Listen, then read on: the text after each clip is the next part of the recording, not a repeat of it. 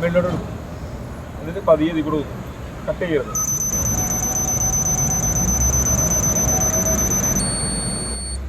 ശനിയാഴ്ച രാത്രിയാണ് സംഭവം.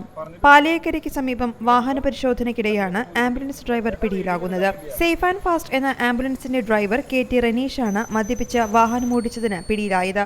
വാഹന പരിശോധന നടക്കുന്നത് കണ്ട ഇയാൾ ആംബുലൻസിന് മുകളിലുള്ള ഫ്ലാഷ് ലൈറ്റ് ഓണാക്കി വേഗത കൂട്ടി. ഇതുകൊണ്ട് സംശയം തോന്നിയാണ് MVD പരിശോധന നടത്തിയത്.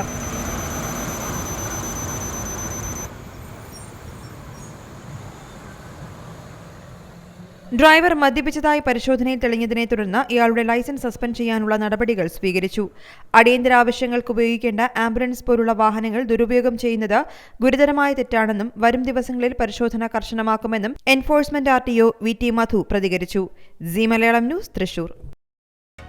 പുതിയ വാർത്തകളും വിശേഷങ്ങളും ഇനി വിരൽ തുമ്പിൽ. എല്ലാ ഡിജിറ്റൽ പ്ലാറ്റ്ഫോമുകളിലും ഇപ്പോൾ സി മലയാളം ന്യൂസ് ലഭ്യം.